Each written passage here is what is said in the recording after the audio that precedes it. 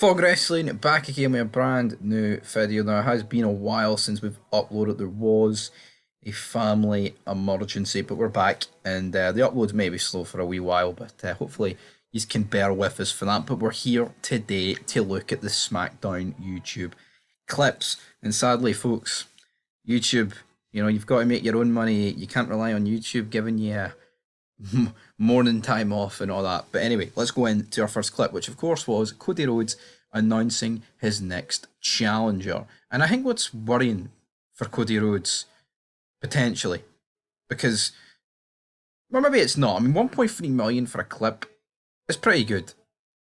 You can't deny it. I mean, it smokes everything apart from one, which is Solo Sikoa and Tonga uniting to kick Jimmy Uso out of the Bloodline. Now, we know the Bloodline, right? Solo Sikoa and Tonga could be, well, not those two, but Jimmy Uso could be back in the Bloodline next week with these two. You wouldn't know. But I'm actually surprised that got 1.6 million and Cody Rhodes got 1.3. Like, I'm surprised Cody Rhodes actually got that number. But at the same time, I'm actually shocked that they got 1.6. I titled the review Tama Tonga. Never heard of him.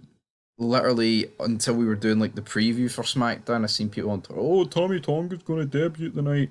He's been in Japan. I was like, that's why I've never heard of him, because he was in Japan. In one of the first triple threat matches of the night, LA Knight defeating Bobby Lashley and Santos Escobar.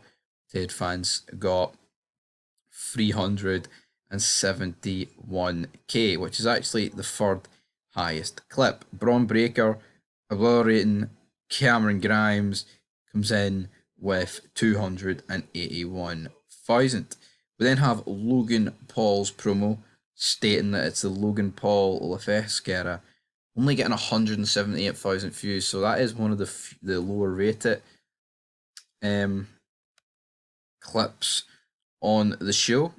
As we go up to Tiffany Stratton trying to challenge Bayley, that got 244, and then her match against Naomi for a future title shot drew a 209,000 viewers. We then had Jade Cargill and Bianca Belair defeating Chelsea Green and Piper Niven. So as you can see, like, the women's clips on this show they're just not drawing, man. Sorry to burst anybody's bubble, but they're just not in the slightest. Like you look at them and it's like, pff.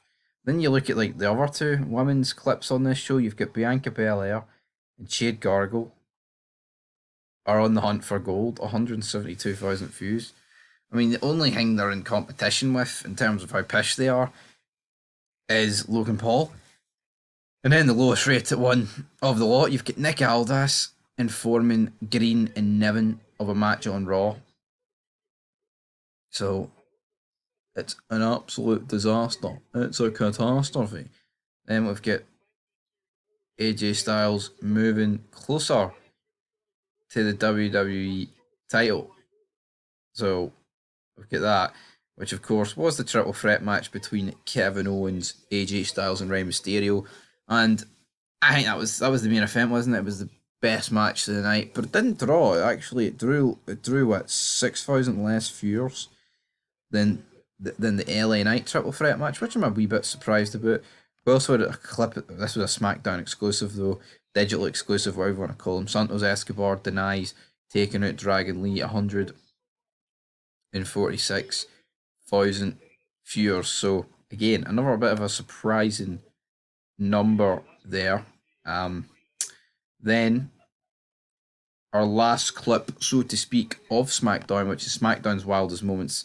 Sometimes, you just put this on if you don't have the time to watch SmackDown. That got 710,000 views with Jimmy Uso's corpse lying there in the background as if he's been murdered by that steel chair.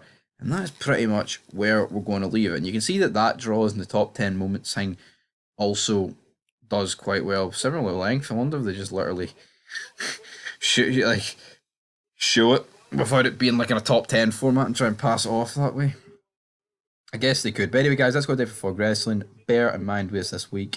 Don't know how the uploads are going to be, but until next time, Fog Wrestling signing out again.